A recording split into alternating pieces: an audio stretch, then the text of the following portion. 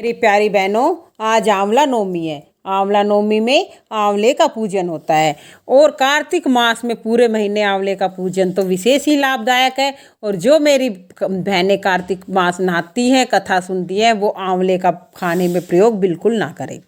तो एक आंवलिया राजा था जो रोजाना 1.25 मन सोने का आंवला दान करता था। एक दिन उसके बहू और बेटा ने सोचा इतना आंवला रोज दान करेंगे तो एक दिन धन खत्म हो जाएगा। और बेटा बाप से कहने लगा ऐसे तो सारा धन लुटा दोगे और आंवला दान नहीं करना। राजा रानी दुख के मारे उजाड़ खेत में जाकर बैठ गए।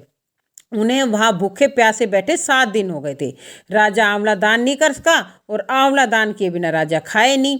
तो जब भगवान ने सोचा अगर मैं इनका सत्य नहीं रखूंगा तो दुनिया में कोई मुझको नहीं मानेगा, क्योंकि परमात्मा तो खेल दिखाते हैं तभी होता है।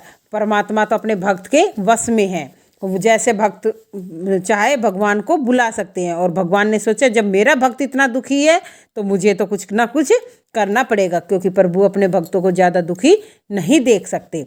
भगवान ने राजा के सपने में कहा कि तू उठ, देख पहले जैसा तेरा राजपाट है आंवले का पेड़ उग रहा है, उठकर आंवला दान करो और जिमो।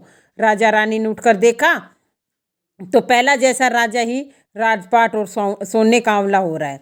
वे लोग रोजाना पहले की तरह 1.25 मन सोने का आंवला दान करने लगे। उधर बेटे और बहू के अन्नदाता से बैर पड़ गए, मतलब जैसे माँ बाप चले गए तो खाने के भी उनके लाले पड़ गए। आसपास में लोग कहने लगे कि एक जंगल में आंवलिया राजा रहता है। वो आंवलिया राजा के नाम से वो राजा प्रसिद्ध हो गया था। तुम उनके पास जाओ, वो तुम्हारे दुख दूर कर देंगे। लोगों को ये तो पता नहीं था कि वो उनके ही माँ बाप हैं। वे लोग वहाँ पहुँचे तो रानी ने ऊपर से देख लिया कि हाँ ये तो मेरा बेटा है, बहू है।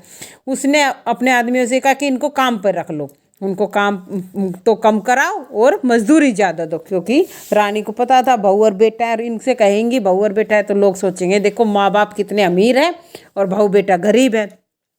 एक दिन रानी ने अपनी बहू को बुलाकर कहा मेरा सिर धो दे। बहू सिर धोने लगी तो बहू की आंखों में से आंसू रानी की पीठ पर गिर गया।